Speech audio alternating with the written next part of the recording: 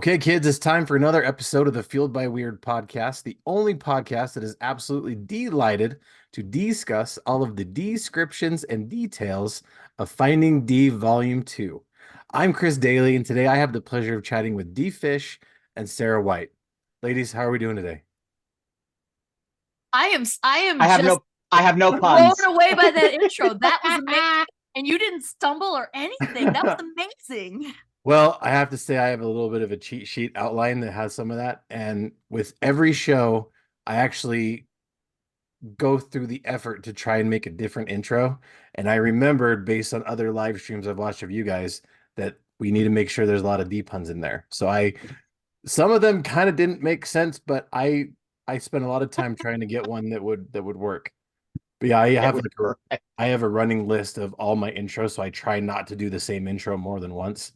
And I try to kind of customize and make them a little bit fun. So I think we should just end the show now. I mean, I don't think we're going to do better than that.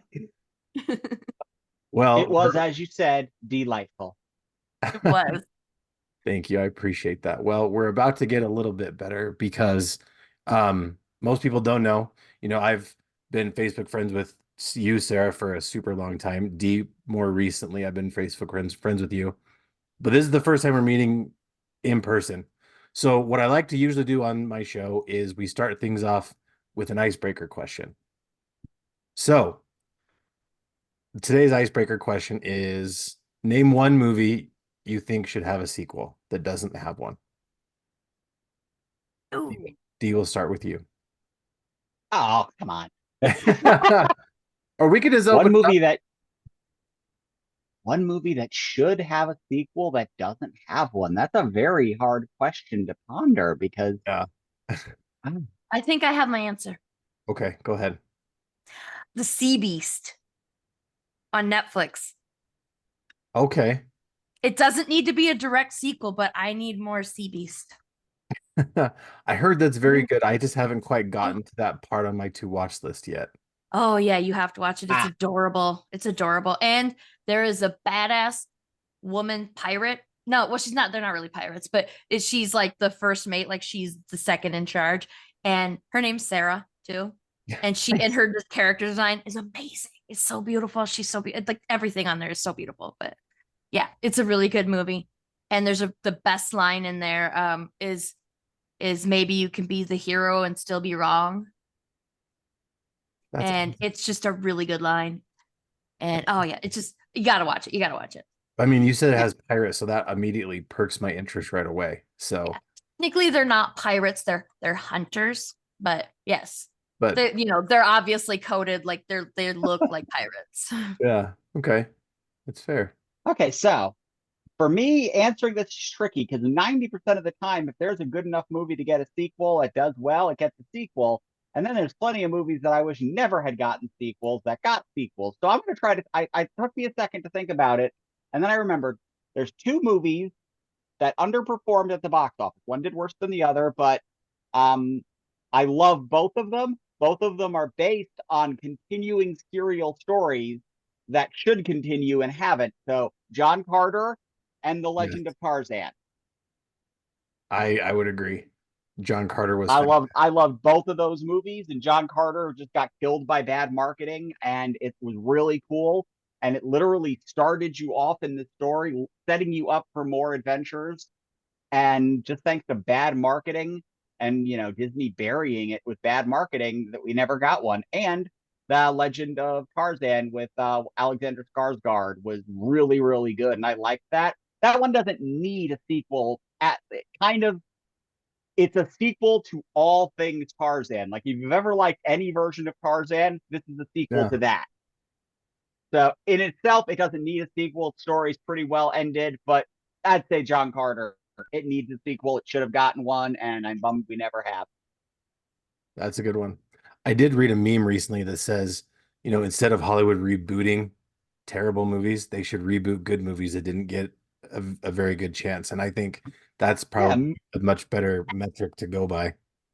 yeah, Yes, and we movies, don't need any and more there's so live many action movies with Disney. great premises that weren't executed that well. Yes. Give us a sequel to that or a reboot or Yes. remake of that.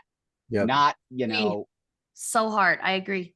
so Yeah, much. we We don't don't need need bad movies rebooted. We need good movies redone better.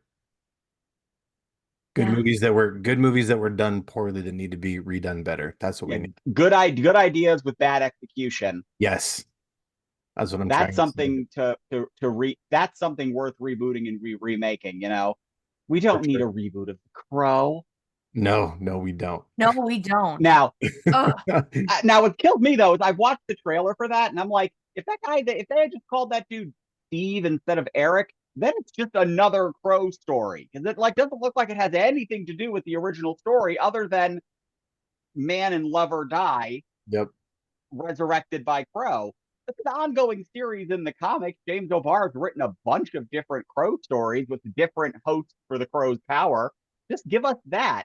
Don't try to sit in there and tell us it's a remake of something that was perfect at a part of its period. I think actually what depresses me the most about it is when I saw the pictures of him with the makeup and I realized if they had taken him and done him with the classic style, he actually would have looked more like the comic book art than Brandon Lee did because he had the same sunken eyes. And I'm like, but on the same token, that was such a product of its time. It was such a product of the 90s and that movement it would be ridiculous to remake it now. Even though there's a part of me that always wishes, as much as I love that movie, it would have been closer to the comic and had less of a superhero ending and more of the oh my god what they did ending. Because the comic book ending is brutal, Yeah. but so final and perfect. Also, I really don't like what they did with his hair in the new one. That weird, like Yeah. mullet I style haircut.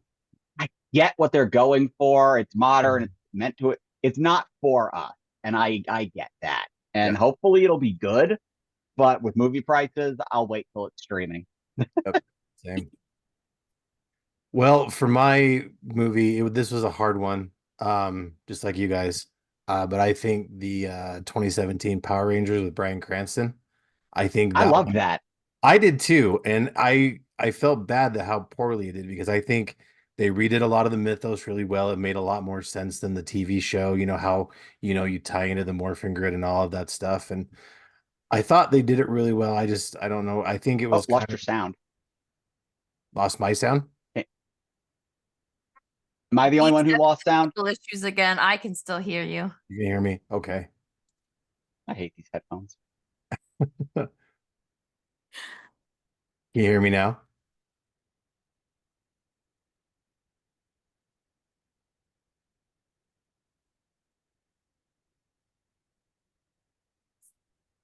Oh no. I think we lost your audio now too, D. Yep. Okay. Can you hear me? Oh, heard you that time. Okay, I'm back. Yay. Yeah, I had to reboot my headphones for no reason whatsoever. They drop the signal every now and again. It's super That's annoying.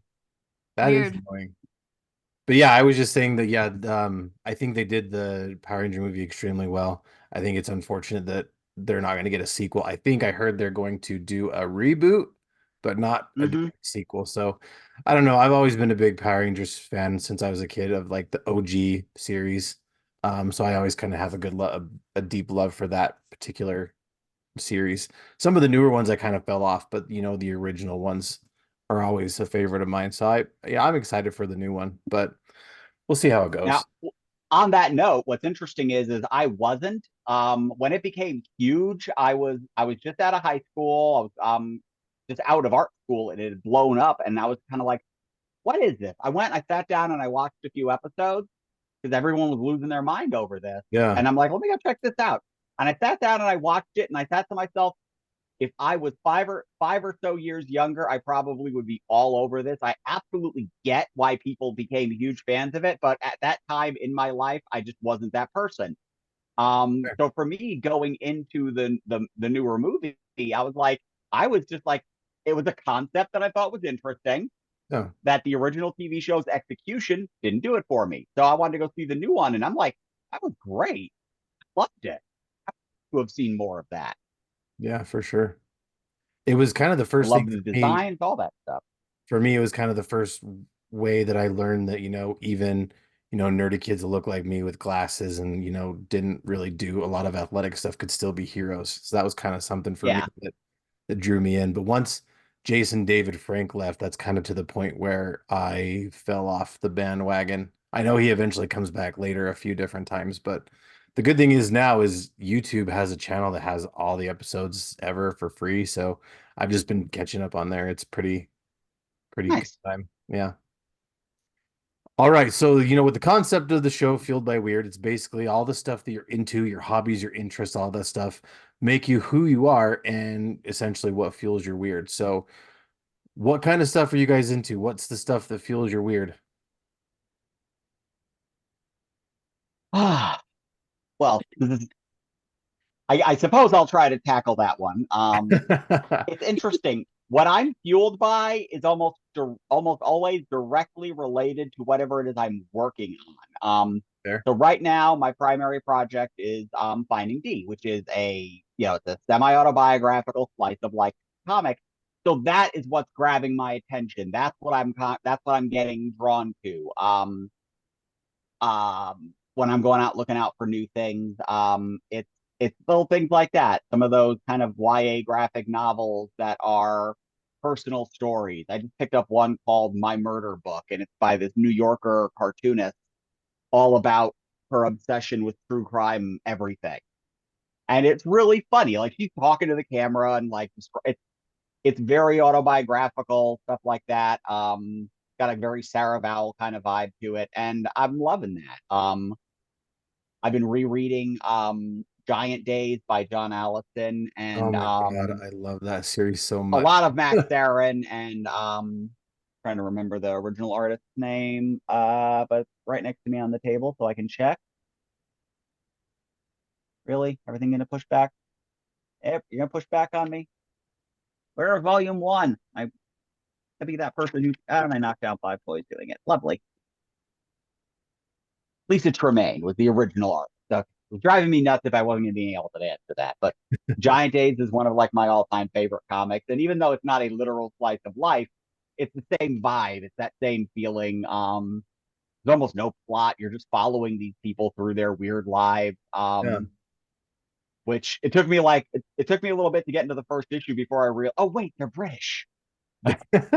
Yeah, me too. I mean, I When originally you picked it up. can't hear the accent, it takes a second to realize why they're saying Yeah. university and various phraseology, and then you fall into it, and then you're like, "Yes, I understand." Yeah, Yeah, but when I I kind of love all originally of his stuff. Steeple, and they just did one called the Great British Bump Off, which is like a murder mystery meets British baking show, and they're just so charming. I'm loving stuff like that. I still follow a lot of comic strips because ultimately Finding D is still a comic strip.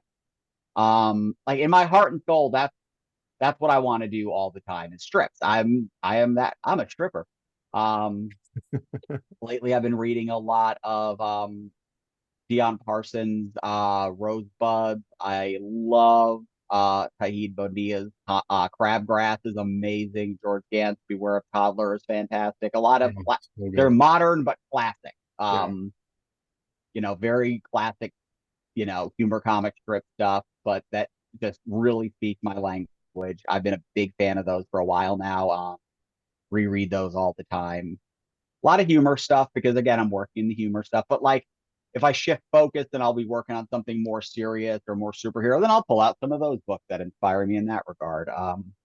I have been loving the new Skybound Transformers and GI Joe. By the way, in terms of Cool. nostalgia for stuff that I grew up in the '80s, those comics are. They just picked up GI Joe issue 301. Larry Hama is back writing it, and it's this. I don't think there's ever been anything like that where it's a comic book that's been written by one person for 40 years over three different companies, unbroken continuity. Wow. And the new Transformers book is just next level. I can't believe how exciting it is. Yeah, I agree. But yeah, I was a big fan of Giant Days as well. I remember picking it up originally just because I was drawn to the art style. But kind of Yeah. like you, I came for the art and stayed for the story. And yeah, it's not really much of a story. You're just following three girls as they go through college, but still, it's a very interesting story. And I was trying to think, I was like, when I shared about it online, I think there was only like one person that was like, "Yeah, I know what you're talking about." And then I remembered it was you. You were the only person that knew what I was talking about when I was talking about Giant Days. Because then when you start Yeah, talking about people, I was I like, "Oh pimp it a lot. yeah, It's got a huge fan base. Like they did a Kickstarter for those library editions, and they funded like nothing. They've got a stack of Eisners. It was a great book. yeah, I'm bummed that it ended, but I'm glad that it ended really well yeah, and didn't overstay its welcome in that regard. yeah." I agree. Um, they did a great wrap up, and Max. They are an amazing artist. I've commissioned them twice now for pieces just for myself of my stuff. They did a Finding Dee piece for me and a piece for my werewolf novel. And they're like on my desktop background. Their Awesome. work just blows my mind. It's so expressive, the body language, everything, the visual storytelling is just perfect. That's awesome. All right, Sarah, what about you? Um, right now, and this is so much less interesting than Dee's answer, but I'm like super into nature documentaries right now. That's There's a okay. YouTube channel, PBS Eons, Mhm. and like they have PBS Terra, and there's a bunch of them. I really love watching those right now. Um, on Apple TV, I think it's there's a series called Prehistoric Planet. It's just about dinosaurs, and they did these beautiful computer animations of these dinosaurs Mhm. about what they think they might have looked like and how they might have acted. And freaking David Attenborough himself narrates them. Oh So of man, course that's amazing. And then we just got this massive new 4K TV, so we've been obsessed with rewatching that just because it looks so real. that's awesome.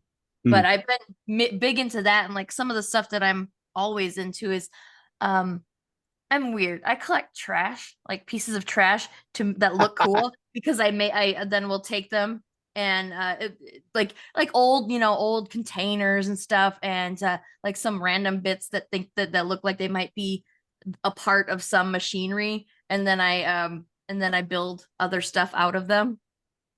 And it sounds weird, but like if you look there's another YouTube channel, Studson Studio. He's one of them. There's a bunch of them, but they build stuff out of just bits of trash and turn Yeah. them into really cool things. Like his most famous video, I think, was where he built Howl's Moving Castle out of trash, and it looks Cool. amazing. Like I highly recommend. It's like an hour long video, but you can just fast forward to the end of it to see the finished product if you want. Like, but it's really cool watching the process of him picking junk out of a box and then turning it into this thing. And I've been into that since I was a kid. I've been into finding weird stuff and turning it into other stuff. So that's always been a thing of mine. I'm sure Jeffrey gets super annoyed with all the weird trash that I just keep. but but I swear it's not hoarding, because it's only hoarding if there's no purpose to keeping it, right? But like I have a very, very strong purpose for keeping this trash. Very specific purpose. Yeah. And then other than that, like all of my focuses, I'm like D, in respect to whatever I'm working on is often what I'm into at the time. So right now I'm also doing a lot of like I have a spy kind of like a Cowboy Bebop meets Firefly meets cyberpunk type stuff almost, meets Art Nouveau, like, but and it's an adult novel, or it's an adult comic, not a novel. It's an adult comic. Definitely not for anybody under 18. But I've been working on that, so I've been into watching that kind of stuff on TV to get ideas and um get inspired, because writing is hard, and I don't know why anybody's letting me do it, but like people are letting me do it. And Uh, so and they say they like it. So I guess, but I don't know what I'm doing. that's awesome. Madness. I just watched Cowboy Bebop for the first time last year, and it was fantastic. It's so good, isn't it? And I So like the live good. action one too, and I'm super pissed I off did that they aren't going to do too. another episode or another season of it. Like, oh, I'm super mad. It's all the damn fanboys who complained about everything. And why do the execs listen to them? Don't listen to them. They're Yeah. not the people watching it anyway. It's us, the Yep. quiet ones. We're the ones watching it. We're the ones who gave it all the views. For sure. I mean, I didn't want to spoil anything for myself watching the live action, so I watched the cartoon first, and I was so ready for the live action. I got into it. I'm like, okay, I see what they did. They made a few changes here and there, but I thought the changes made sense. Um, I it- didn't. I there was some stuff I definitely disagreed with, but like yeah, it had a good reason. For the most part, there was very few notes I had on it. yeah. I mean, I don't get why a lot of the fanboys were pissed about the May Valentine stuff. Like, that's just ridiculous stuff to get pissed about. But And very much what so. what I I was can't really masturbate to this as easily. what I was really upset with is and this is a spoiler for anyone who hasn't seen it, that they didn't introduce Ed until the last episode, like the last couple seconds. I was so pissed. Right. And now they're not renewing. They haven't they canceled it. So now Yep. we never get more Ed. Yep. And Ed was So by far my favorite character. and By there's long other shot. characters that we're not gonna get to see. I can't remember right off the top of my head, but there's a couple other good characters that we're never gonna get to see now. Yeah. Yeah, And there's a lot of these companies really need to understand that loud, angry nerds on the internet are a remarkably small group, They're and just really most loud. of them are still most of them are still going to go out and do your intake your product anyway, so they can complain about it. Yep. Yeah. Do not bother listening to them. Stop giving them. Uh, Don't feed the trolls. Yeah. yeah, I Then have such a weird like when they don't get me wrong. I'm so glad that Paramount changed the design of Sonic. I really, really, yeah. really am. But Mhm. them changing that the way they did, and then greenlighting the Zack Snyder Justice League cut, which I also wanted to see because I'm like, oh, I can see what his actual vision really was. But Yeah. I'm a rational person, and the irrational people out there now know that if they yell loud enough, they'll get what they want, Mhm. And That's and the that is problem. dangerous. yeah, That's dangerous. for sure. Agreed. And going back to your nature documentary, Sarah, have you seen that new one that came out with the otters that are in love? Because it looks adorable. I have not. Which one's that? Which streaming service is that Um, on? I gotta remember, I saw the trailer on YouTube. I think it's on Disney Plus, actually. Let Um, me yeah. let Well, me so like with Disney Plus had been pretty solely focused on X-Men 97. And that's like that's the only reason I open up that app. So yeah, that's so I fair. haven't been browsing through there recently. Let's see. Actually, I just happened to come across it on YouTube. That's how I found out about it. Oh, Um, I thought it was brand new. Billy and Molly, an otter love story. nice. It looks Yeah, adorable. I'll have to watch it. It's like I mean I'm enjoying them that much more with this stupid new TV. It's like you're And really there. yeah, well, I showed Dee and Katie that picture. I took my cat decided to sit on the stand in front of the TV, and it looked like he was being stalked by polar bears. And it just I giggled about it. I still giggle about it, and I made it my Facebook cover photo because it just Yeah. makes me laugh so much. Is that one of the cats from the famous cat pile that used to try and tag me every single day? It is. It is. That was a really funny story. Yeah, and it still does that too. Although we don't get as many cat piles anymore. I think because we keep messing with the placement of the beds, and they don't like it. That's fair. Yeah, I know my dog, My every time fault. we try to move her bed, she gets super pissed. It's like just lay down, it's just a bed. She prefers the couch anyway. Yeah, I don't get it. I don't get it. They want to sleep in anything except the things that you buy just for them. So True. And this one we bought for her was like specially designed to help with older dogs' joints to have less stress on their joints. She's like, no, I'll just take the couch. It's fine. Like, whatever, dude. I get it. mm, Well, now I kind of want to shift gears a little bit. I want to ask you guys, Dee, I know you're an incredibly talented artist, and Sarah, even though I haven't seen as much of your stuff, I do know that you're a very talented artist as well. So I want to know what it is that got you guys inspired to become artists in the first place. I want to hear the story. mm, I don't remember ever not wanting to make stuff. I don't remember an inspiration. I just remember always wanting to do that stuff. Okay. Hmm. So I guess you're going to leave the whole question to me to answer that. I mean, Thanks, I've Sarah. I've I've been inspired by specific things, like specific people, and to try a new art or craft. But I don't know that I've ever like I've always just wanted to make stuff. So like yeah, like I'll watch an artist on YouTube or something do something cool with like jewelry wire, and then I'll be like, oh, okay, I gotta go buy all of those things now and then make jewelry out of wire.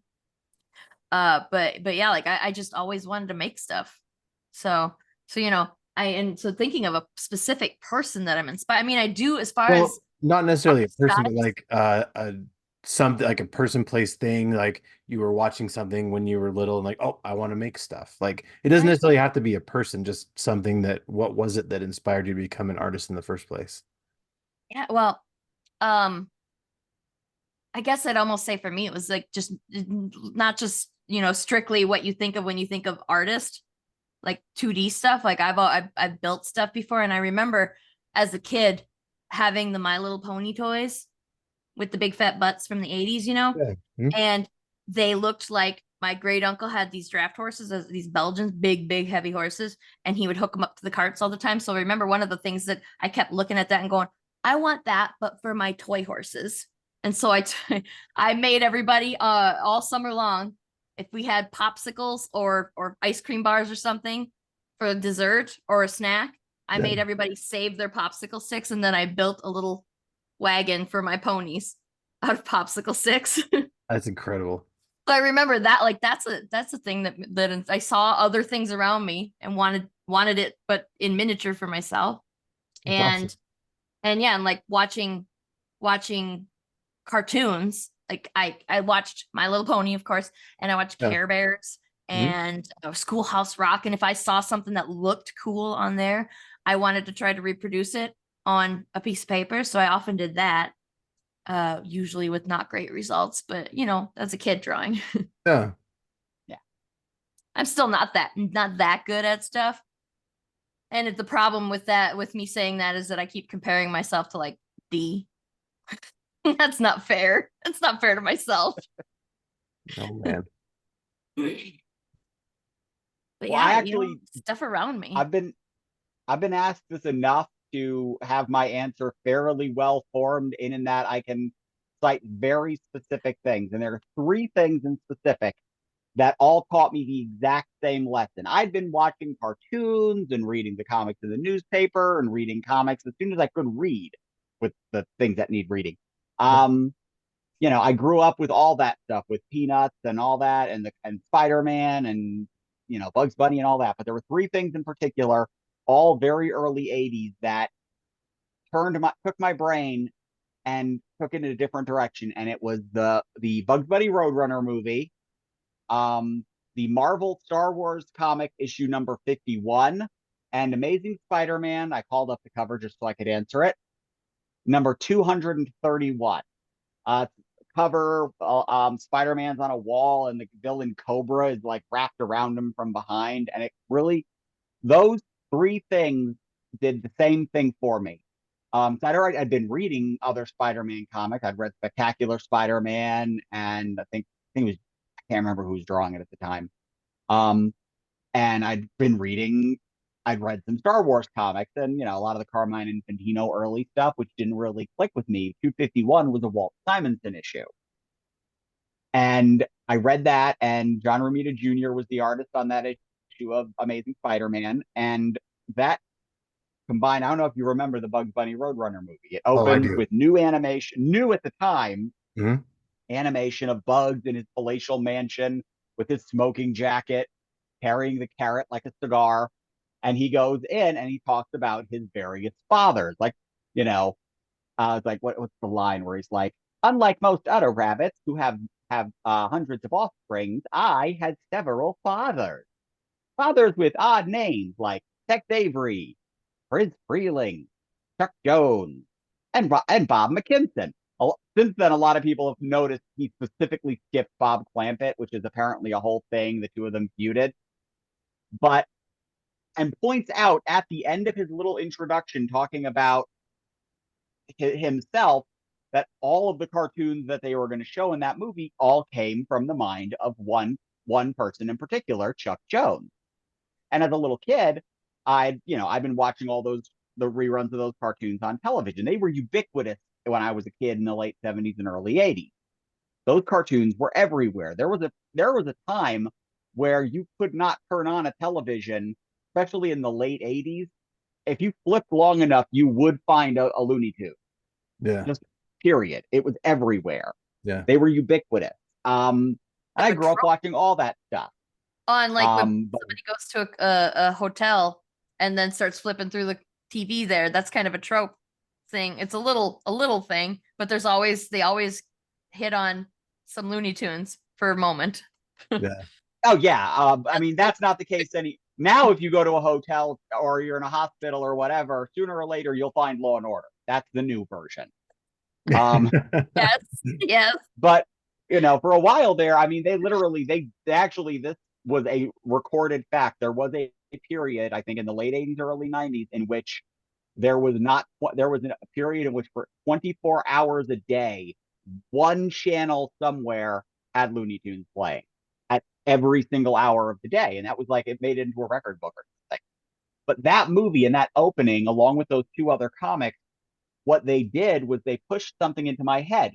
He made a point of saying Chuck Jones. And I'm like, I know that name. That's on those really cool Tom and Jerry cartoons that I love. And that's the guy that's named all over How the Grinch Stole Christmas. And I love all of those in particular more than the other versions I've seen of those same exact characters. Like, because there were other things with Dr. Seuss cartoons, and none of them appealed to me. I'd seen the Cat in the Hat and all that stuff, and I was like, that's fine, but How the Grinch Stole Christmas blew my mind. I loved Tom and Jerry, but I could definitely tell the difference between the early Hanna-Barbera stuff, the awful Gene Dyke stuff, and Chuck Jones' stuff, which I loved. It had that same energy that I liked in the Chuck Jones cartoons. So, in the same way that, and then going over to comics, when John Romita Jr. went to X-Men from Spider-Man, I recognized that art. When Walter Simonson did that one issue of X-Men where Rogue joins the team, and I was just like, whenever I saw the name John Romita Jr., I liked that book better than the other Spider-Man book. Whenever I saw Walter Simonson's name on a comic book, it looked better than the other books that came before and after in that same series to me. And as Chuck Jones, the same thing. I'd see that name, Chuck, directed by Chuck Jones or Charles M. Jones. I understood nicknames. What that taught me was those three things kind of combined. Also, the first Garfield comic strip, when I finally read the first comic book, the Garfield at Large, the first collection, the Yeah. first ever Garfield strip is John sitting at an art table saying, "Hi, my name is John. I'm a cartoonist. This is my cat Garfield." All of those things taught me that comics, cartoons, all of these things that I love were made by people. Before that, it was an abstract concept. Cartoons just happened. Those names, I didn't recognize any of them. But boy, Chuck Jones was a memorable name. Yeah. I recognized John Romita Jr.'s name. I recognized Walter Simonson in that dinosaur signature he had. And I was like, that my little kid brain at like 6 or 7, who I already liked drawing. I was already making up my own characters for fun, but I started realizing this was a thing and it was a thing I could do because, my brain went, wait, people make comics? I'm people. And that's when it went from being an abstract idea of me being a little kid who just liked to draw like every other little kid to being a little Yeah. kid obsessed with drawing who wanted to tell stories and wanted to be the next people to do that thing. And that's when I started making my own comic strips and my own comic books. And, you go and staple them at home and make them with crayons and all that fun jazz. So that is my long answer, my very, very, very long answer. That's okay. That's a great story. And going back to when you were talking about how everywhere in the world always there was a channel that was playing Looney Tunes. I don't know if you guys have heard about this, but there's a new channel coming this summer that's going to Yep. play classic stuff all the time, and I'm super pumped. Yep, I saw that news. I'm very excited for that because they keep making it harder and harder on streaming. I'm glad I've got a few years for Christmas. Heidi got me the like 7 volume plastic Looney Tunes box set. Uh, So it's great, but I'm at that, unfortunately, streaming has trained me to not want to bother putting discs in a machine. it's hard. I've been doing a lot of that with video games where it's like I could get up and walk over and put it in, or I just click 2 buttons and there it goes. It's already there. Yep. I'm not Yeah. much of a video gamer, but I can definitely say that I much prefer just being able to push the button on the emulator to play my old Genesis games with this USB controller. That's amazing. I don't want to make y'all jealous, but the super nerd that I live with put all of our discs, all of our DVDs onto a server in the house here and then routed them through Plex, I think. So like I don't have to do DVDs anymore if I I want to Yeah, watch. Rick's been promising to do that. I'm a big Plex advocate myself, actually. I just joined my library up with another guy who has been loading a lot of classic cartoons into his Plex library. So we've got, the old like Thundercats and all the old like the my God, I can't remember all of a sudden. Um Thundar the Barbarian, those kind of classic cartoons like that. Super rad. I didn't know you could join up with Demon other dogs. is that's You that's can, Yep. as long as you can open up your network connection outside of your house, which I haven't oh been able to figure out how to do very well. You can friend people on Plex and you can share your libraries. You can pick like if you only want to share one of your libraries with me, you can do that. Or if you want to like dump all of like this is all my stuff. So there's all sorts of magical things you can do. that's Yeah. cool. Thanks to that, I was watching, was it the old Rankin Bass Hobbit the other day? I love that thing. Wow. Good one. Yeah, we've got a very anime heavy library at the moment. My only contribution, and you can't technically call it anime, is Avatar: The Last Airbender. I think that's the only series that I actually owned on a disc. The rest of it was movies.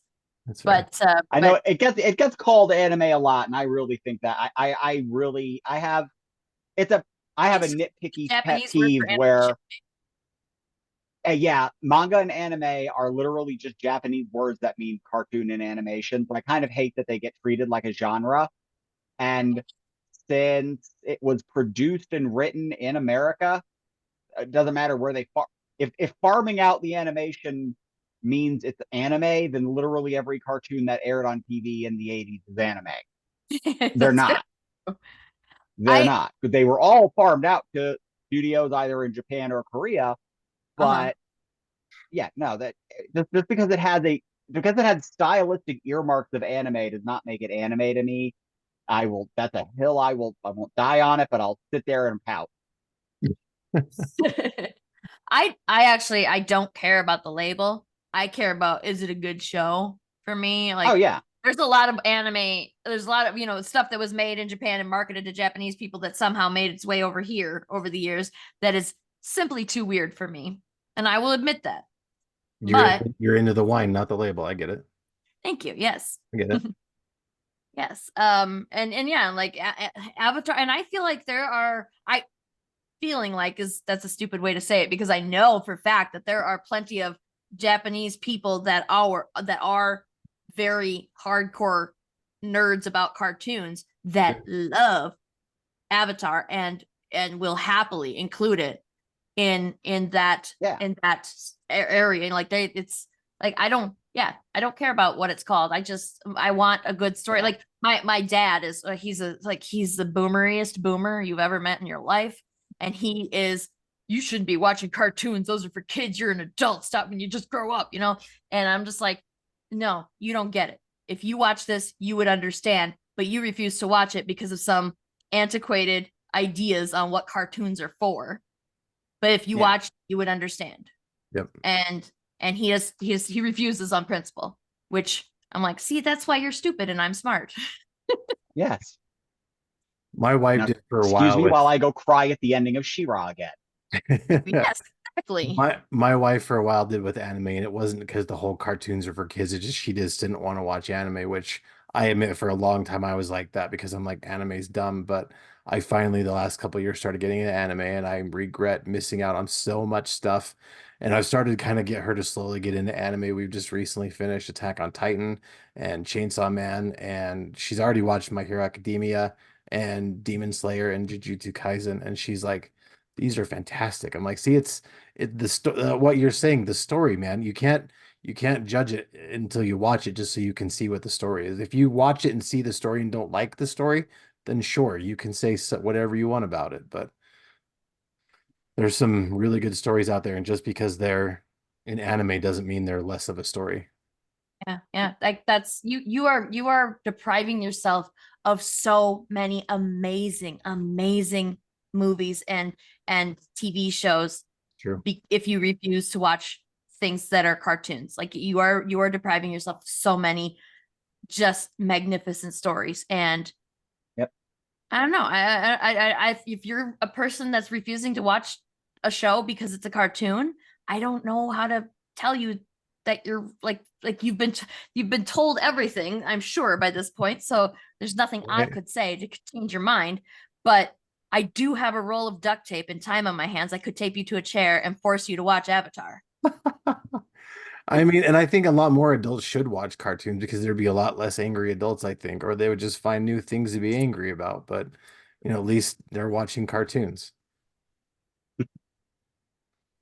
And Yeah, I honestly, in agree. my opinion, when it comes to cartoons, we are in a golden age right now. I think so. My generation has this tendency to talk about the 80s Saturday morning and Saturday afternoon stuff with rose-colored glasses that are so thick they could shield you from a nuclear blast. Um, those shows were not these masterpieces we thought they were when we were 9. Um, I've True. gone back and rewatched a good chunk of them, and 90% of them are just toy commercials. There's a few of them that opened up with strong little mini movies and then just turned into toy commercials. Hmm. They had brilliantly beautiful opening title sequences, but once that 2 minutes was up, they usually turned to crap very quickly. Teenage Mutant Ninja Turtles. Um, that show's opening storyline, like the first little three-parter, like all of them opened with little 3 or 5 part mini movies.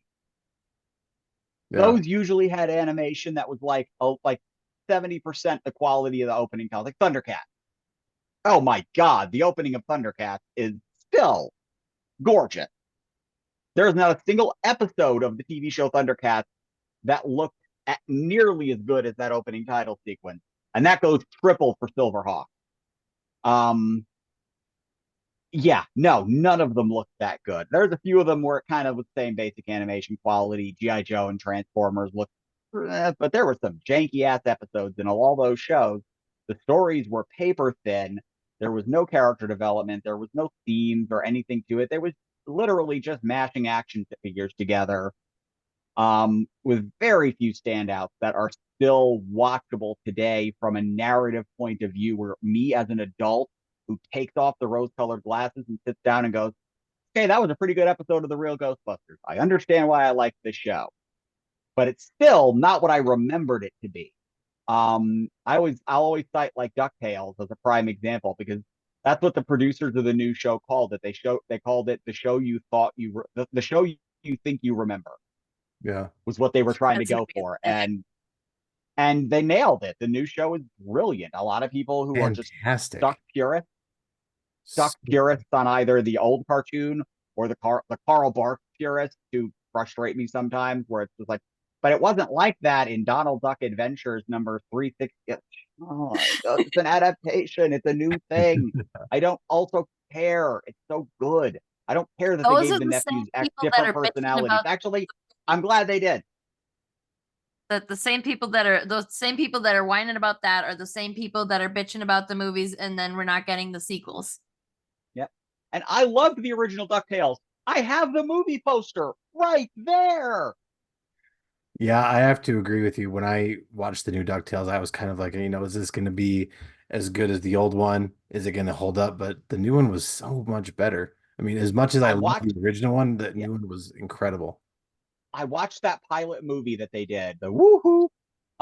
And I still actually will reference one of the greatest jokes of all time that they did in that show, where Launchpad is in the plane and the family's getting along. And he's like, "Oh, family really is the greatest treasure on all the ground." He's crashing the plane. But there, I remember watching that first episode, and they get to the end of it, and there's the painting that's in the garage of McDuck Manor, where the corner of the painting is torn and bent over, and it's Scrooge and Donald on a flying pirate ship fighting pirates in the painting.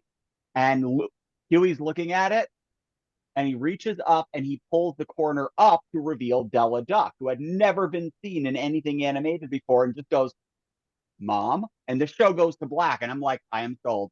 Yep, me too. It I was am Fantastic. sold. Oh my god, they made me tear up at DuckTales.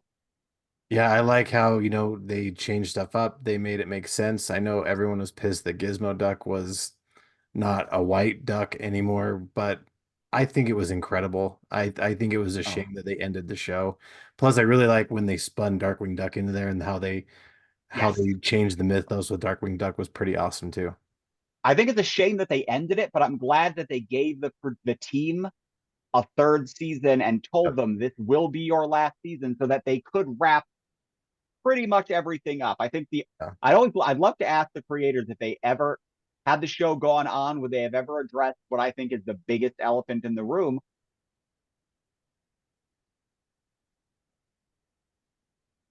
Who was our father?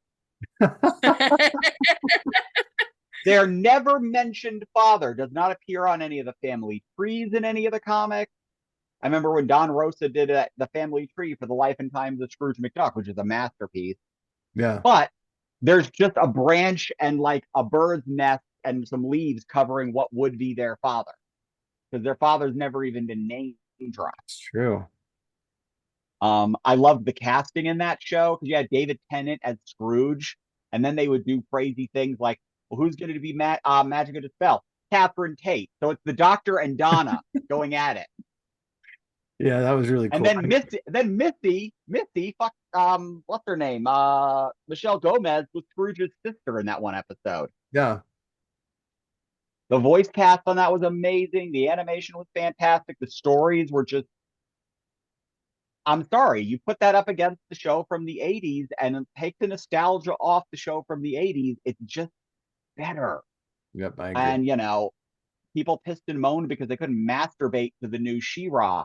And it's a bad show because it's less jack offable. I'm sorry, I cried my eyes out in a good 5 or 6 episodes of She-Ra. It was brilliant. It's Very one good. of the best written shows I'd ever seen.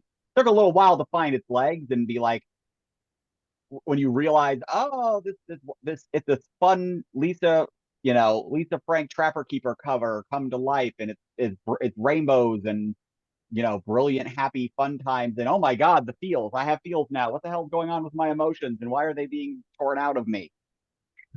They did things in that show, that the Owl House of recent, also axed by Disney before its time because they decided to not have the gayness be a subtext. And said, what if it was text?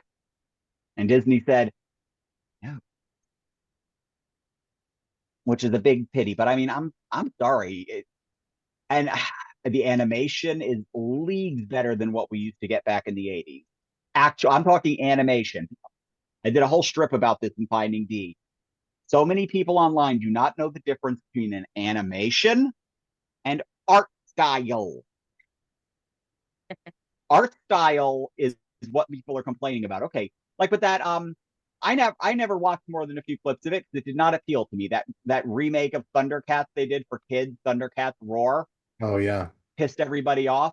They yeah, go, oh my God, the animation on this is awful. No, it's not. Watch those clips.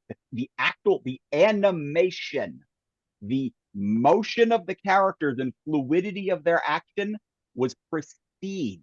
You didn't like the art style. You didn't like the bean mouth. You didn't like them looking like um uh Steven Universe or Adventure Time, and yeah, a lot of those cartoons with the bean mouths that are very popular right now, or Teen Titans Go. yeah. But the animation of every clip I saw of that show was beautiful. It was gorgeous. It was more fluid than anything I'd grown up with from that stuff. And we'd have, again, those opening title sequences. Mwah. Ninja Turtles. That I've memory serves. That was storyboarded. The opening title sequence was storyboarded and directed by Peter Chung for the Ninja Turtles, the guy that would go on to do Eon Flux. He also did the opening title of Rugrats. Another reason why those both had gorgeous opening title sequences. Sure. But the shows never looked that good. These days, it's all across the board. Yep. And the writing is worth talking about it because it's good, because it has emotional beats and character moments. I could go on and on and on and on and on, and I have been. No, I warned you, I'm a talker. hey, that's When you okay. get me onto nerds, you get me onto the nerd stuff I'm passionate about, and suddenly my quiet introverted ass is just like, That's okay. We totally fine with tangents and rambles here. No problem at all. But The I weird did. geek show didn't like that stuff. That's true. Now, speaking of your strip Finding D, for those that don't know, Finding D was not your first foray into comic strips. Do you want to talk about that a little bit? oh. No, my first foray into comic strips was actually a comic strip that I did as a little kid called Dandy. It was basically mixed up of like when I was a kid, it was Peanuts, Garfield, and the Looney Tunes got put into a blender. So talking dog and a boy and misadventures.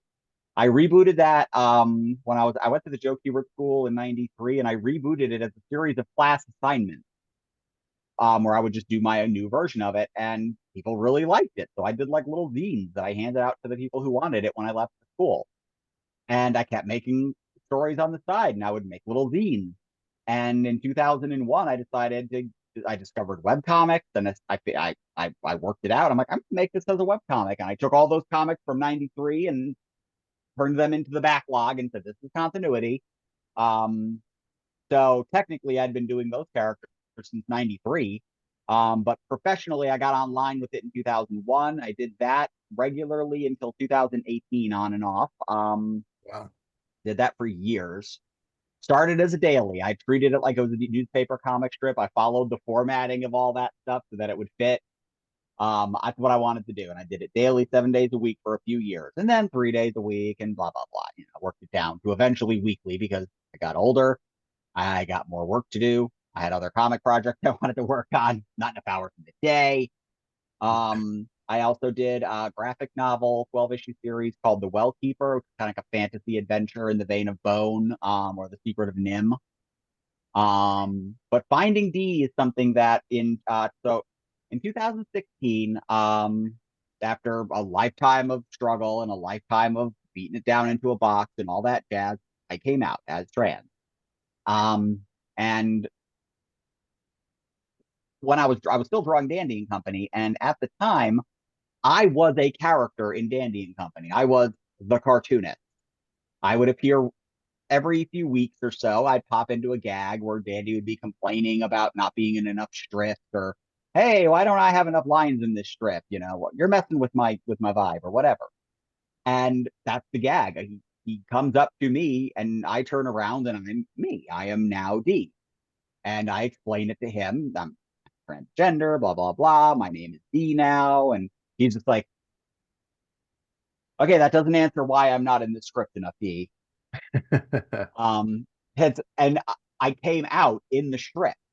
And as soon as I came out, I was still doing Dandy and Company, and all that. But people started asking, oh, are you gonna do a comic about this? Are you gonna do more comic strips about this? About and I'd been told before. I've had other cartoonists. I used to talk with Scott Kurtz, who does PvP and Table Titans.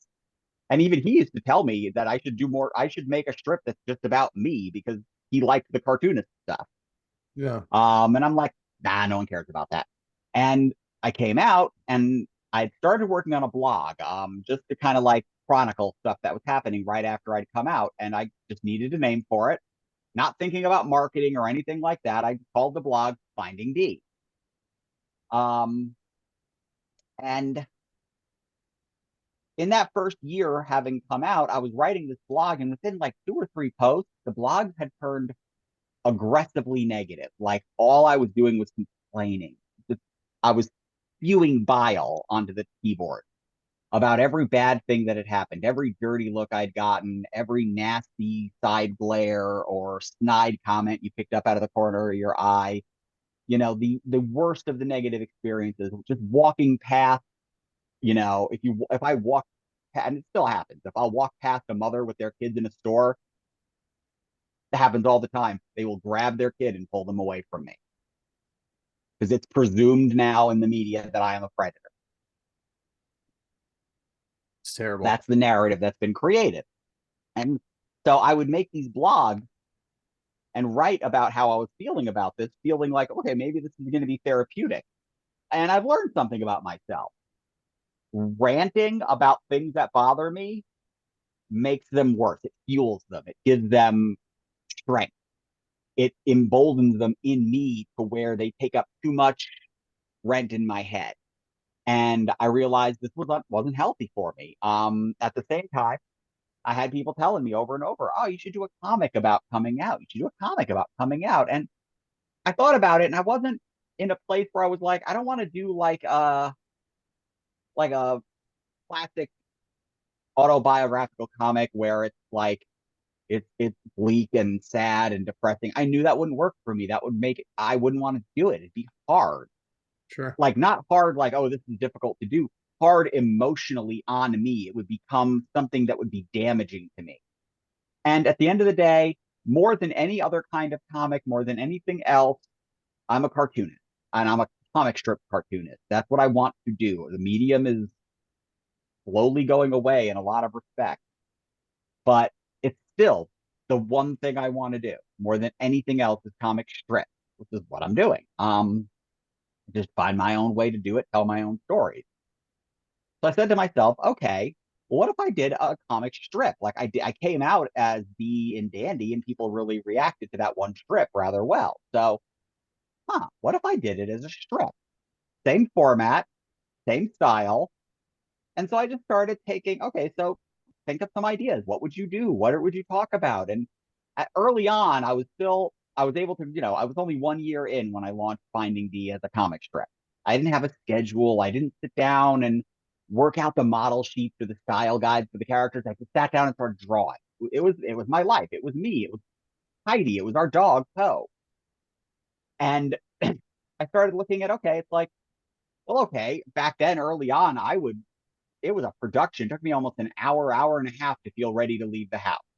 I was very self-conscious. The makeup process, getting dressed. There was no just, I'm going to throw a t-shirt on and go to the store because we need to pick up toilet paper.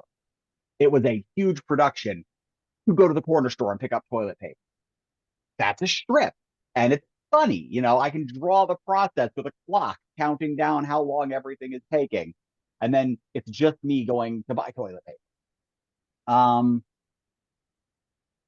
Little experiences that what I learned early on was that by making it a comic strip, a humor style comic strip, because there are a lot of like trans-centric comics out there and comic strips out there, but a lot of them and most of them are way more popular than me and have a way bigger fan base. And maybe I would have a bigger fan base if I did this, but I don't want to just do a strip where I talk about how bad I feel about something and then end on just that feeling like this sucks and it's really horrible that this is happening. And then Yeah. that's the last panel. No, I don't want to be that person. I started saying to myself, okay, figure out how to make it a humor comic with a punchline. I know how you know how to do this. You've been doing it for years. You know how to set up a joke in a comic strip. You got your exposition, you've got your setup, you've got your silent beat, you've got your punchline and your payoff. Um, because the way I figured, I'm going through these situations very shyly, very meekly, I'm keeping my head down as best as I can out in the world. But maybe cartoon me can get through these situations with a smile or a joke. And maybe if cartoon me can deal with these situations with a smile and joke, real me can figure out how to have the strength to do that in the real world the next time something happens like that. And I mean, it actually did work over time. The more I did Finding Dee and the more that I put myself in these situations and, you know, what would cartoon me do? And hold your head high walking out into the world and not worrying about these things as much. It got easier, and it's been very beneficial to me, to where over time the transgender specific material in the strip is few and far between these days, because really not that big of a part of my life anymore. I mean, there is not a day that goes by where if I go out to a store, like if I go out to Walmart or we go to the movies or whatever, someone's going to give me side eye. Someone's going to give me a shitty glance or a shitty glare or whatever. Always happens. But nowadays, I notice it only in that I'm always trying to be aware of my surroundings, in regards to the fact that, our current political climate has demonized me so much that I've got to watch my back. Because there are people out there that do automatically think that I'm a predator or the enemy, and they may choose to act upon that in some fashion.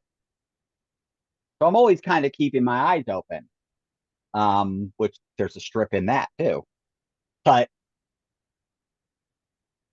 by learning how to find the laughs in these situations through the comic strip, it's enabled me to deal with them better. And I like to think that maybe it's enabled other people to deal with them. No, I know it has enabled other people to figure out how to deal with these issues for themselves as well, because I've had people tell me that directly. I can't sit there and say, nah, no one. I know better. People send me messages. There are literal people in the town I live in right now who tell me that reading my comic strip helped them find the strength to come out. And sometimes it's hard to wrap my mind around that idea, and sometimes I'm kind of like, it's almost weird to remember, because it's largely been about random nonsense and our cats and dogs more often than not these days. And it's still about that. It's also about, the creative process. I'm drawing these things about myself. So when I have writer's block in the real world, I turn it into a strip about writer's block. All that kind of stuff. So I don't know how far I've wavered from the original question, but Nope, you're good. So good. Um, so this Kickstarter is for volume 1 and 2 of the strip, because you usually just do them black and white, but the wonderful ladies yeah. at Laguna Studios are helping you get it in color. Um, Yes. big fan of the first volume. I have it very proudly on my shelf. And this one, I'm excited to get volume 2 just to continue the story. And people who missed out on the first one have the chance to get it in this new campaign. Is that right? Sure Yes. do. It is one of the reward tiers. And we're really, really excited. For both volumes. I am very excited for volume 2, because like I was saying earlier, I didn't sit down and plan out the way I was going to draw myself or Heidi when I started this strip. So for me, when I look back on book 1, I'm as the artist, I'm kind of going, they're real rough to me. Everyone Yeah. else tells me they look great and I'm crazy, but to me, volume 1 is a bit of a rougher beast. Volume 2 is where I feel like I think the scripts and the gags and the stories in volume 1 are great. I'm very proud of the work I did there. I think I told some really good stories. Volume 2, I think I've got good stories in there that I've told. Broader subject matter by volume 2. It's starting to wobble a little bit away from being kind of the all trans all the time. Um, and we start incorporating different elements from our everyday life. Heidi and I are karaoke junkies, and she will rock out some metal. Heidi has got this incredibly powerful voice, and there's a ton of strips in the book about that. A ton of strips about how much I love pickles, and dealing with my literal inner demons, which I visualized in storylines. A lot of stuff in that second book, but artistically is I feel the second book is where I started really finding my feet. So I'm very excited for people to see some of these strips in color, because Katie Rooston, who's doing the colors for this, she did the colors for the first volume, and she's almost done with volume 2's colors now. And they're looking great. I am so excited to see some of these things that I drew 4 or 5 years ago now, looking just looking like what they always kind of look like in my head. Um, Looking more fleshed out as people in these situations, and it's been wonderful seeing it. That's I'm awesome. very excited for this to cross the finish line so that people can actually get these books and see it and enjoy it. That's awesome. Now, Sarah D told me you were the expert on the Kickstarter. So do you have anything you want to say about the Kickstarter? I think that, well, so obviously you should go get the books, but Obviously. we have some really good merch available this time. Like we had good merch last time, but we have some we pushed her into a little bit of the ridiculous with some of the merch this time. Oh God, yes. Okay, so we have like last campaign there was the giant like the life-size D standee, cardboard standee. Yeah. You can get one of those. That's Heidi this time, Heidi and Poe, Yep. and that will also be life-size. So if you got D last time, you can get Heidi and Poe this time, and it's like that's the coordinating set, right? So they'll Yep. look really cute together. Yeah, the We designs actually, were designed to be put yeah, together. and it'll look super cute if you have the original standee, then you can get this one and I don't know, put on plays with them. I don't know what people do with them. So The I know what I the do with them. I take the them to cons. Stan the Stan D. Um we took last time we took the giant D art and we shrunk it down and stuck it on an acrylic.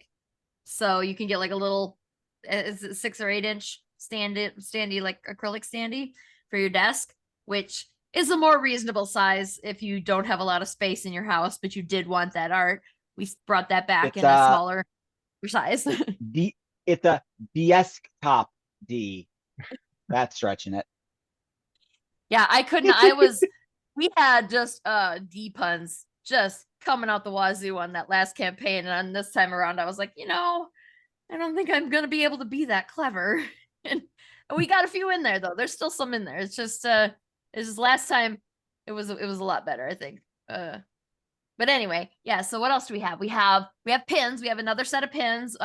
Adorable. We have the trans skull, the trans pride skull with a little cute little bow on it to match the LGBT pride skull that we got last time. There's a Poe to go with the D Yep. and Heidi from last time. And there's a Boob fairy, which is freaking adorable. Awesome. And those are all drawn by D, of course. Um, what else do we have? We have a t-shirt, which remember the D's comment about Pickles. If you are a fan of Pickles, you maybe and perhaps American Beauty, you may want this shirt. It's a good shirt. We had 3 color options that you can choose from. Yeah, it's What else? basically I don't know if you remember the movie poster for American Beauty Mhm. where she's laying in the rose petal. It's that except it's me with pickles. Yes, and It's for really anyone good. who hasn't seen that picture, definitely go to the Kickstarter page and check it out because the picture is fantastic. Oh, you can get your books. You can get a D mark on your books. If you Yep. want D to personalize your book with a drawing. We are doing in the insertable style this time. So like Yes. she's gonna draw it and then tuck it in. We'll tuck it into your order, and then you can stick it wherever you want in the book. Yeah, But it will be personal. it's a sticker thing because otherwise they'd have Yeah. to ship the books to me. I would draw them, have to ship them back. So I do it on sticker paper and send the sticker paper out. Awesome. And So that's we learned that from a couple of overseas art books that we did. Ian Richardson. Ian Richardson was the reason that we aren't doing draw directly on the book anymore because he had to be our guinea pig for that. And now we're like, you know what? It's not just that it's expensive to ship. It's also that apparently the book paper really sucks to draw on, which I had also no idea. I'm left-handed, let me tell you right now. So drawing on this surface when you can't bend it backwards means drawing with the papers on your hand while you're trying to draw, it would come out awful. So Yeah, I can draw on a piece of paper that can be stuck to this and become a permanent fixture part of your book yeah. is So actually possible to get a decent piece of art. so yeah, like it's not an effort, it's not just an effort, like it's an effort to save shipping money Yeah. on our part, but it's also an effort to preserve the wrists of our artists and And you actually Spines of your book. yeah, the spine of your book. And I would argue that you're gonna get a better piece this way because nobody's twisting their wrist around, so it's gonna be better. So I don't know if anybody had any criticisms about that, but that's why it's still gonna be exactly the same excellent high quality piece of art. It's just on a little and it's essentially just a sticker. Good paper. We're not like buying labels from Walmart or something. This is good artist quality paper, but it's just got a sticker back on it. So Sure. And you can get that as a reward or as an add-on. So like you can just pay, you can just back the one reward, or if you wanted to buy 5 books and get them all remarked, I don't care how you spend your money, you can do that. I care how you spend your money. Excuse me. Yes, I don't care how you spend the money as long as it's on this campaign. Should make sure we have that qualifier in there, right? Absolutely. We've got like 5 or 6 examples of these adorable examples of the D marks from last year.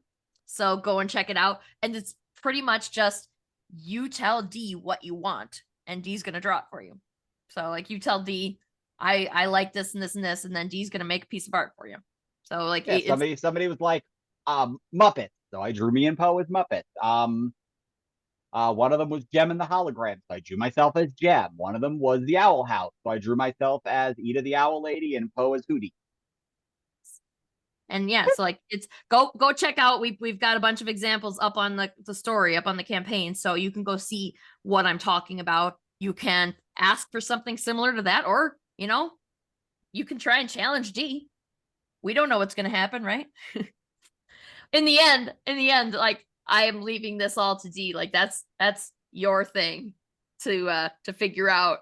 So I don't know if that's a good thing or a bad thing, but like it's a thing. So, but that's D's thing to work out once we get all the information from everybody. But obviously, I'm saving the best piece of merch, the funniest piece of merch for Oh God. Oh God. or it's those mouse pads that you get of anime girls, and then like you rest your wrist In a valley of sorts. Yes. I again, you have to go to the campaign page and look at the mock-up. It is adorable. It's hilarious. It's not one of those ultra sexy ones that the anime girls tend to be, but just go look at it. Just and it's amazing. It's themed around one of the storylines that are being inserted in book 2. It's the storyline that we call the Boob Fairy. A lot of trans girls starting out, they want to, they're hoping hormones are going to kick in and do some magic. But while we're waiting, we end up going to stores and buying what often get referred to as chicken cutlet, little silicone rubber things. You put them in your bras, make yourself feel a little bit more proportionate.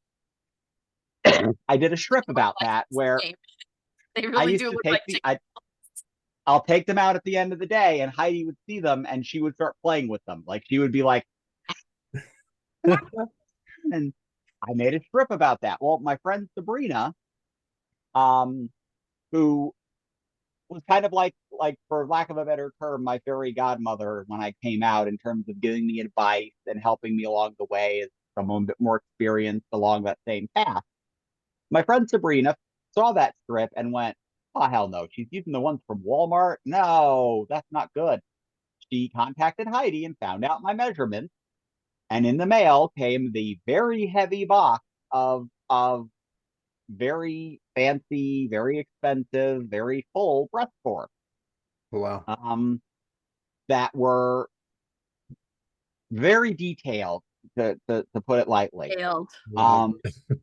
And heavy. I could, if I threw this at you, it would hurt. Sure. I still have them in a box somewhere. I'm like, one of these days, I'm gonna sign them as like a reward or something. Win D's old boob. I have permanent inserts now. They don't come out at night.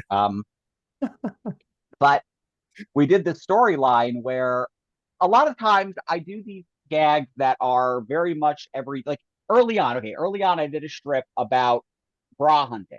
because when you start hunting for a bra, you start learning something that there is a little Venn diagram you with with bras. It's there. You're always looking for cheap, cute, and fit. You can usually only ever get two. Every now and again, you'll find that magic unicorn of it's cheap, it's cute, and it actually fits.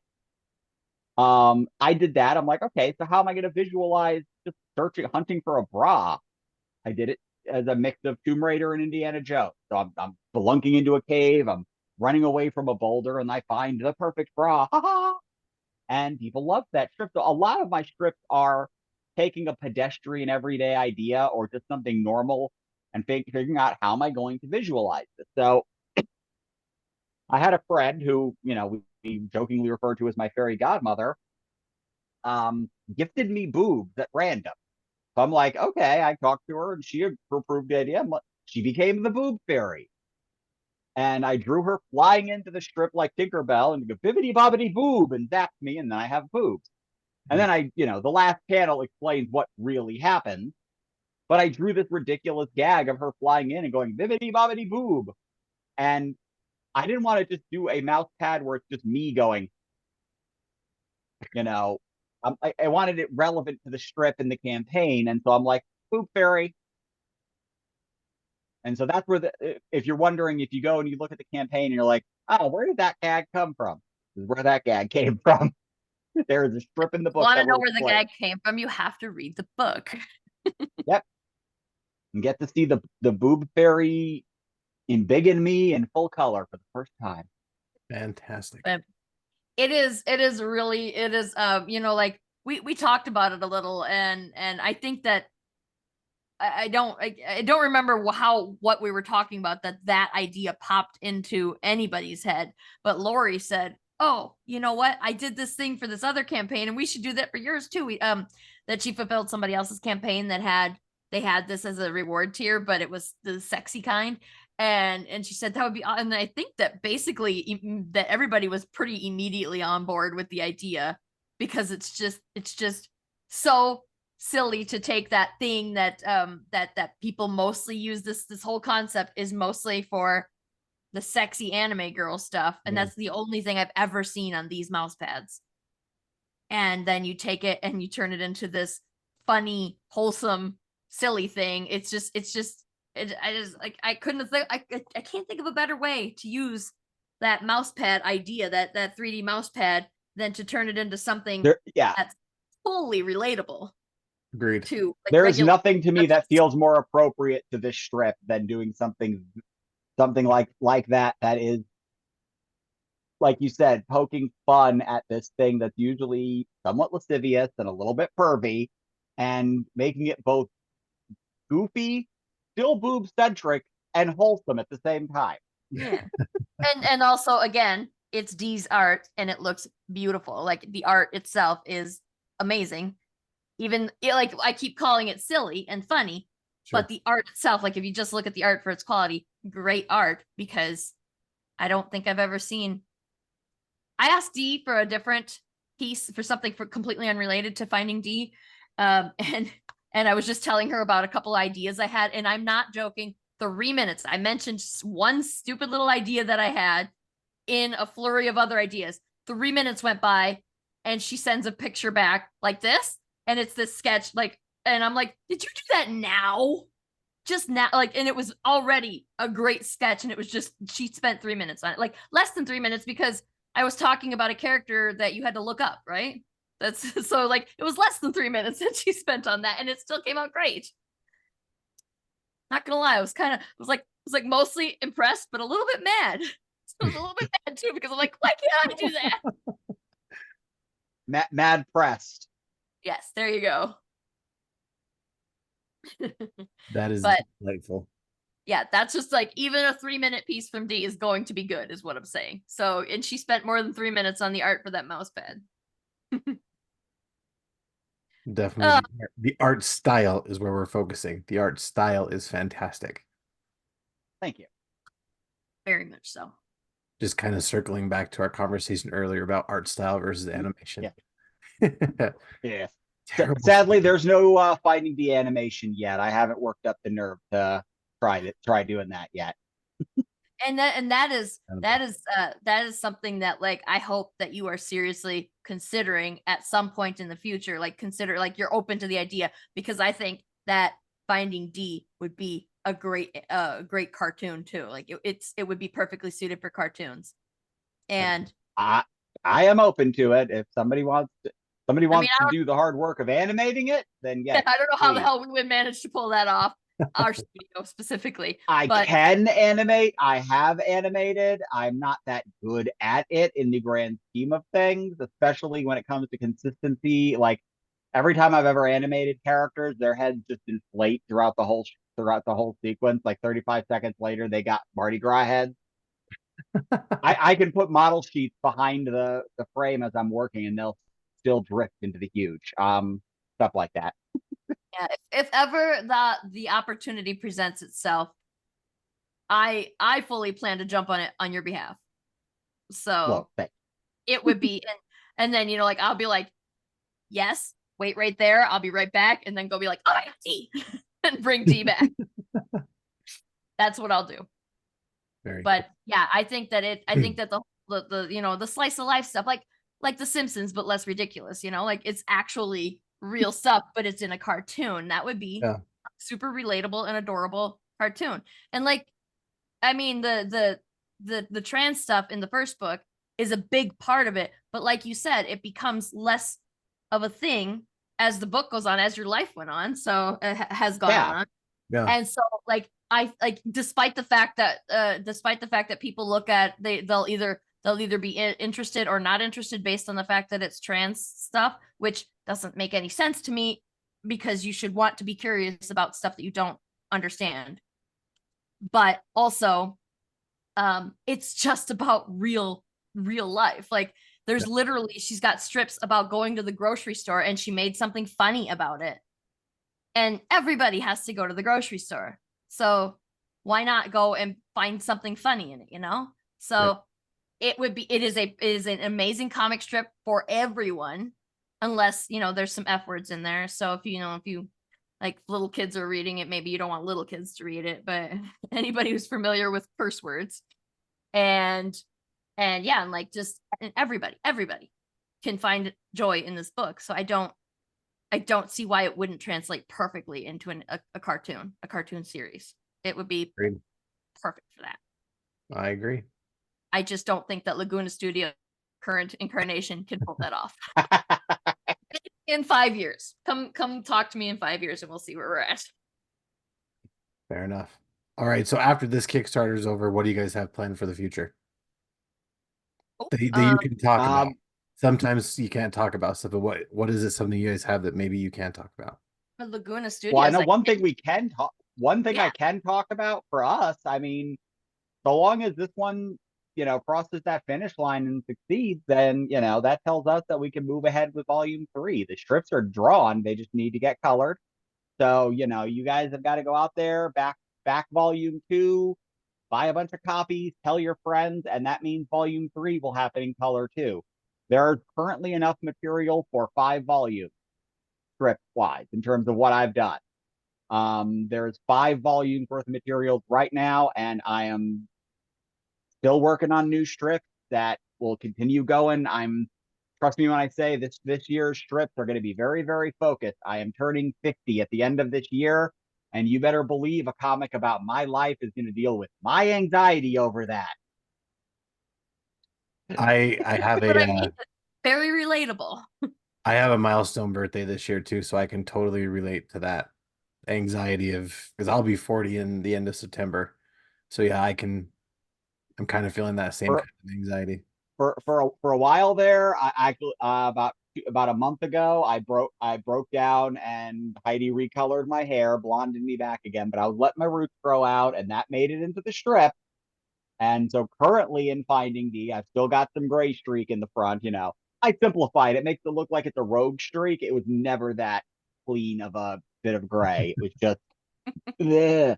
And I broke down and was like, color my hair, please, color my hair. I want to go back. But This will all be covered in the current strip. I am having see one of the marketing one of the taglines I use for Finding D is I call it the ins and outs of coming out as transgender in your 40s while trying to make it in comics. That tagline is not going to be relevant in December. This is hurting my soul. I got to come up with material and a new tagline. Oh man. Yeah, I can relate with the gray. I've got the gray streak right down the middle of my beard. My daughter was even like, "Oh, how come you?" Because I went and got it trimmed one time, and she's like, "It looks really nice, but how come you had them put gray in it?" And I was like, "Okay." Let me explain to you how this No, happens. no. It's very weird how it's just right down the middle almost, but getting old is the pits. Like I can tell you because I'm not too shy about it. You know, I'm transgender, which means I had to get this all lasered off. Yeah. I had a streak from here. Oh wow. Weird. And a bit of trivia: lasers do not remove light hair, Oh wow. so that still can grow in. The gray will. I'd have to get that electric. Right now, if I were to sit around for 2 weeks, I'd have like a weird bit of white granny tuft coming out my neck, and that's it. Just That's random. Like I'd look like the crone in the woods that's gonna curse somebody. Because the white light, thankfully, my hair naturally was dark enough that it got all zapped and went away. But yeah, lasers do not affect light colored hair because they actually are the lasers are working off the pigment. Oh wow. well, Yeah, let's be so that honest. Sometimes you just want to be that crone in the woods, though. Am I I right? aspire to eventually be a woods crone, but not yet. I'm not ready to be a crone just yet. Like the witch in Brave. That's who I want to be in 10, 15 years. ve- Just a very woodworker. what thought about it? That's a problem for future D and sounds like a good future D strip. Indeed. Yeah, trust me. Yeah. There's definitely going to be it's going to probably be one of the longer running storylines in that I'm going to be coming back to that over and over again as I get closer and closer. People will probably get sick of it. I know the rules. I know how this works. Heidi is 4 years older than I am. There's a rule, and I'm sure you've all experienced this. When you complain about your age, anybody that's so much as 3 seconds older than you will appear magically and be like, you don't know what you're talking about. You're such a baby. And they will discount anything that you say. They Yep. can be literally like, that could be your twin that came out half a minute first. And they're like world weary and you're but a babe. Yep. Can confirm. That's very true. That's very true. But yeah, So I'm Sarah, going to be doing a bunch of strips about my self consciousness about turning 50. And anyone that's so much as 50 in a day is going to be telling me that I'm being stupid and don't know what I'm talking about.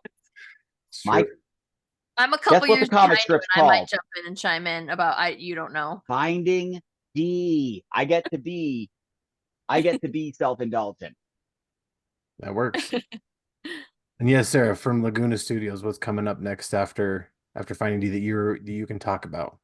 Are you into Lovecraft? I am into Because craft. we got some Cthulhu. We got some Cthulhu is Hard to Spell. It was created by Russell Nolte, and now that's we're re-releasing the volumes that he created, and so this year will be the last of the volumes. We broke them down into some more, a little bit more uh faster to read, easier to purchase volumes that are a little bit smaller, and we added a couple new stories into it so that you don't feel like you're just buying the same thing over and over again with us. We Nice. added a couple new stories to each one. There's at least one new story in every book. We got amazing new covers done. Can tell you guys, it's Mooney Art and Fish Lee and Elvin Ching are doing our covers this time, and they are so cool. If you may or may not have seen glimpses of them from the artist's personal social media accounts, but they look great. So and that's happening in right away in June. I want to say June 4th, but don't quote me on the date that we're launching it because I don't remember for sure. Got a lot of crap going on. I don't Yeah. remember. And And then yeah, we've got a bunch of stuff. We're doing another art book for Ian Richardson this year, Nice. which he's already talked about. We'll see. I mean, I'm not going to promise it'll be done this year. I just know that we are working on it. But he's posted about that on his account on his social media. So it's safe to talk about that too.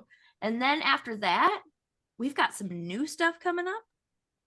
We've got some sexy titles coming up, and we've got some what's the word for non-sexy titles? Like we've got the erotic comics, we've got a few of those, but like we've also got some that are just, standard comics. What's the word? Because I don't like calling them regular comics. They're not like no comic is a regular comic, is it? Yeah. It's hard to say. There's so many different kinds now. Yeah, The exactly. Adventures of Bran Flake, very regular. We have oh no. We've got a space comic coming up. It's takes place in space, and I wanted to say it was kind of an all ages thing, but only the first issue is an all ages thing. Then it gets a little bit violent, I guess. A little bit not in a sexy way. It's not becoming adult in a sexy way. It's becoming adult in a maybe you don't want your child to see this violence way. I was like, you said violence, but not in a sexy way. I'm like, what is sexy violence? I don't understand.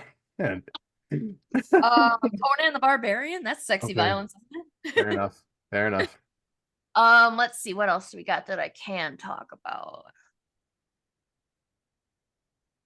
We've teased some other stuff, but that might be all I can just straight up say that we're doing this year. We've got a couple of sexy titles. I mean, Heart Eater from last year. We're working on Heart Eater #2.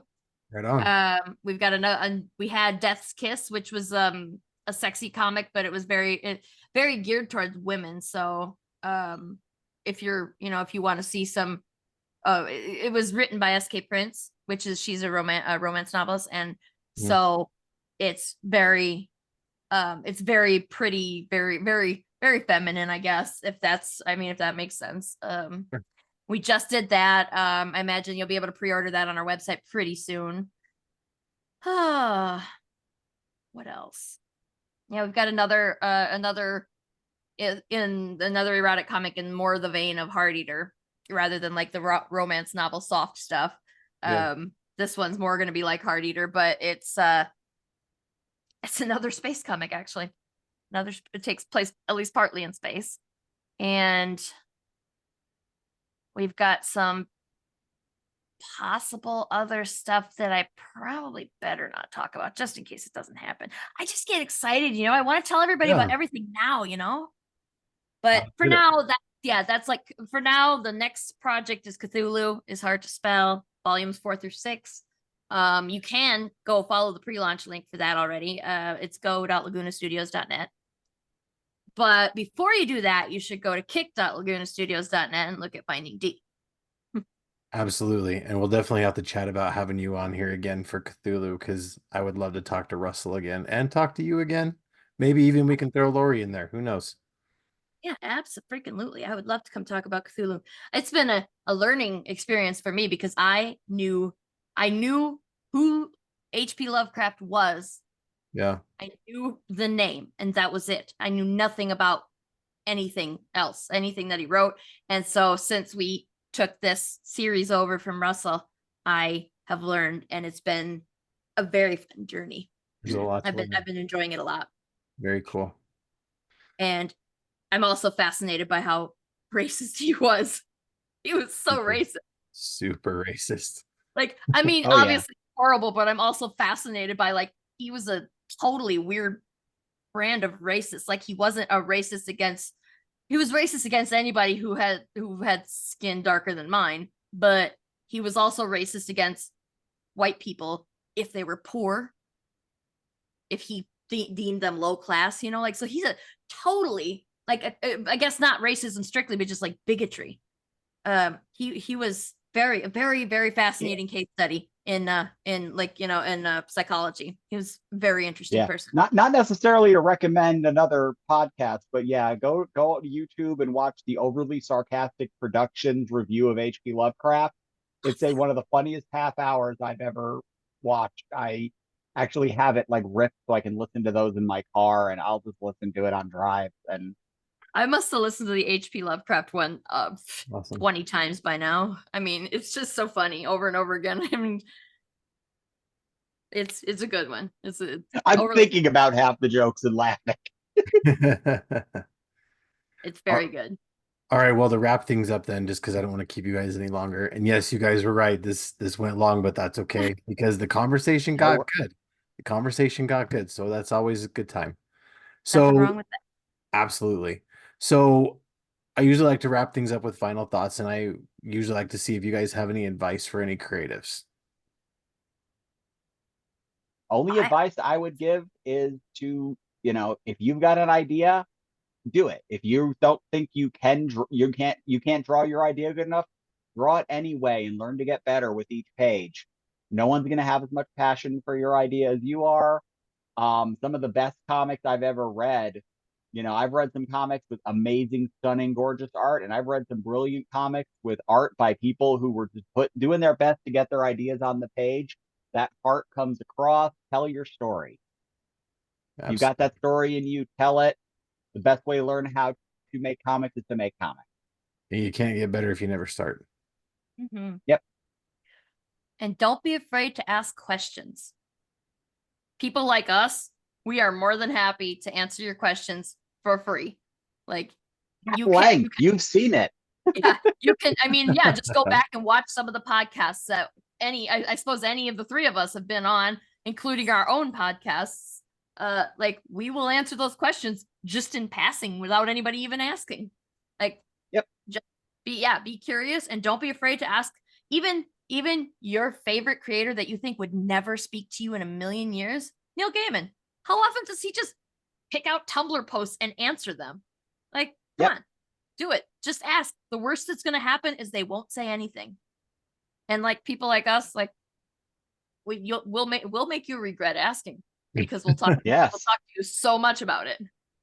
I know that when We're hungry. I know I had asked advice about comic making on Facebook before, and the most common comment I would get is Google it. And I'm like, well, that's super helpful. Thanks so much, you guys. Um, but what in this, he's not a big celebrity, but he means a lot to me. And I know you know this guy very well, Sarah. Mr. John Pence reached out to me directly and just started chatting me up like, hey, here's some great resources. Here's this. And I just love that man now because just the fact that he went, I was just some nobody kid on the internet and he just decided to go out of his way to actually be helpful. So that was really cool. And Yes, yeah, John is awesome. I'm a big fan of He's him in now. my it's funny that I call him this because he's my favorite grumpy uncle. And it's funny because he's like a couple years older than me. It's not it's like weird to call him grumpy uncle, but like he is such a nice guy. And if you can get past, like you have to just get past that kind of no BS, that's just the way he is. He's not being mean, he's not being angry, that's the way he is. And he is a wonderful person. And like if he was a genuinely a grumpy guy, if he genuinely didn't like people, he would not have reached out to you like that. Sure. He is so cool, and he has some of the most insane stories I've ever read. Like he is a very creative author, and yeah, I mean, go read The Surgeon and you'll find out. Surgeon's incredible. Enough money There's to some buy more super messed up bullets. stuff in there. Love that one. Yes. And Up from the Skies is his too, and Hot Brass Sparrow's Gold, which is actually Ooh, one that kids can read. that's a great one too. I He's love that one. sent me He a wrote that with copy his of that son. one. So good. Um, yeah, and we're doing more stuff with him. We're releasing a trade for The Surgeon at some point and getting some cool new stuff to stick in there. Everybody's been asking about the trade. It's like, well, obviously we're gonna do a trade. We're not gonna leave you Yeah. guys hanging like that. Obviously, we're gonna do a trade. Yeah, that's awesome. I'm Um, excited for and we're that. trying to find as much of Zach's old art, like everything that we can dig up, and so we can stuff that in there too. He did the first two issues and the cover for issue 3, I believe, and so we've got plenty of stuff from him. And there's a story just in how we managed to get from the starting line to the finish line with the surgeon. So Yeah. it's gonna be a really cool book when it's done. Like the trade, we're gonna have so Yeah. much extra stuff packed in there. And if you were a fan of the surgeon in the first place, you need to get the trade.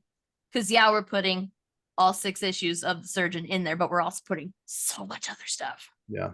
And speaking of Zach, what an incredible artist. I know during COVID, like when COVID first started, one thing I wanted to do was I was doing a lot of writing. I don't do so much of it anymore, unfortunately. I need to get back to it, but I was doing a lot of writing, so I wanted to include more people in my social media timeline that would, that were doing stuff and not just bitching about stuff all the time, that would help kind of inspire me to create stuff.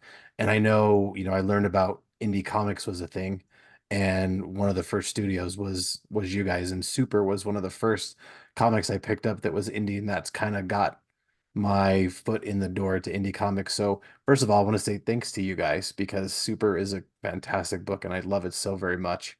Um, but yeah, it's a great book, and indie comics is a great place to be.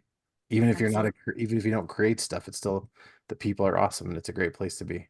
Yeah, I can't think of any indie community member, whether they're the artist or the writer or the letter or anywhere in between, or even just fans, like even the ones that aren't involved in the creation of, but they're just huge fans. Like, first of all, we appreciate the hell out of you just for liking our stuff. I mean, I don't Yeah, think anybody absolutely. understands like the Marvel and DC stuff. Like everybody's like, oh, it's nameless, faceless corporation, right? But with us, oh my God, you don't know how much you make our day when you just make a comment on one of our posts or you Yeah. post yourself about how you liked our book. Oh my God, that can get us through. If we're having a crappy week, a particularly crappy week, that can get us through that week. That is, Yeah. I never get tired of seeing people like our stuff. It makes me happy all the time. Yeah, for Yep. sure. And that's kind of one of the big reasons I have this show is, you know, there are more stories out there than stuff being put out by the big two that are incredible to read. They're not always superhero things, but you don't always need superhero things. There's things out there like Finding Dee and like The Surgeon that aren't superhero related that are still fantastic stories that no one knows about. So, you try and do what you can to help spread the word about that kind of stuff. Yes. And we appreciate like, yeah, just like even just a post that you don't think means anything. You posted and somebody else saw it and now they're interested. That means the world to us. It's Yep. I love our fans. Like I feel like, and I don't think I've ever had a situation where somebody's come in and criticized our stuff because it isn't the direction they wanted it to go, like they do with the big movie theater or the Yeah, big movie studios and the big comic studios. Nobody bitches about that with us because our fans are the best fans. it's true. Very true. All right, so before we go, I want to give you guys each a chance to plug yourselves, plug social media, plug the Kickstarter, plug whatever you want. Where can we keep up to date with stuff that's coming from you guys? Well, you can Yeah. go back Finding Dee. Just go check it out. Even if you don't back it in the end, that's fine. But like and comment and share and all that stuff if you don't Yes. back it. That's at kick.lagunastudios.net. If you want to back the pre-launch and be notified when Cthulhu is hard to spell goes live, that is go.lagunastudios.net. And if you want to find us, we are at Laguna Studios Comics on Facebook and Instagram and stuff, and YouTube. And we're not on Twitter. I'm never calling it that. Me neither. And it's just terrible. I don't blame you for not being there. We never we didn't even bother creating an account on there because we realized that our stuff is just going to get tanked. Like unfortunately, the algorithm is not kind to business pages unless they sink a lot of money into it. So we were aware of that, and it's like we already have our hands full keeping current the Facebook and Instagram and YouTube and stuff. So let's just not make things harder for ourselves and go on to Twitter too. Yep. Yeah. So we didn't do that. But yeah, that's where we are. We're at Laguna Studios Comics pretty much everywhere. So if you don't find that on whatever social media platform that you're looking for or looking on, it's probably because we just don't have an account there. Fair enough. Dee, where can we keep up to date with you? Well, to reiterate, of course, you go to kick.lagunastudios.net for Finding Dee Volume 2. Otherwise, there are new Finding Dee strips every Wednesday, sometimes every Monday, currently every Monday and every Wednesday for about the next 2 weeks. I've been doing twice a week for a little while now at findingdee.com. That's the easiest way. On social media, D Brisby Fish. The Secret of Nim reference. That I was pondering as a middle name, but I didn't go with it. Ironically, it's D Sarah. I was Nothing to like, do with I know what Sarah. your middle name is. Nothing to do with you in specific, but a fun coincidence. Yes, it was so And fun thanks to to learn. bizarre paperwork, whenever I get to go to the hospital, they always ask for Sarah, and I'm like, that's me. But yeah, so D Brisby Fish on Facebook and everything. Yes, even Twitter, I'm still there. But you want to read Finding Dee regularly, it's at findingdee.com. And if you want to back the Kickstarter, share the Kickstarter, tell your friends about the Kickstarter, go to kick.lagunastudios.net. Very cool. And we'll make sure we get the link in the show notes as well. Now, if you want to Beautiful. keep up to date on this interview, all sorts of other great interviews, and all the nerdy news you can handle, check out our website, geek-network.com. Also, check out our parent company, metalninjastudios.com, your one-stop shop for all your comic book making needs. You can find us on social media at Geek Network on Facebook and Geeks AZ on Twitter and Instagram. The music for the show is Pizza Force by Polygon Horizon. It's a great song, great band. Go check them out. You can find me on Instagram and Facebook at Fueled by Weird. We're part of the Geek Network Podcast Syndicate. And you can email me at fueledbyweird@gmail.com. Questions, comments. You want to just talk about movies that need sequels or any other kind of crazy random stuff? I'm here for it. Hit me up. The logos for the show are done by my friends Mike Belcher and Chris Chandler. They're great comic book guys. Go check them out. And if you like the show, please leave a review and tell your friends because word of mouth is our friend. And remember, kids, to embrace the things that fuel your weird and always geek responsibly. Sarah, Dee, thanks so much for coming with me today. Thank you Thank for you for having us. having us.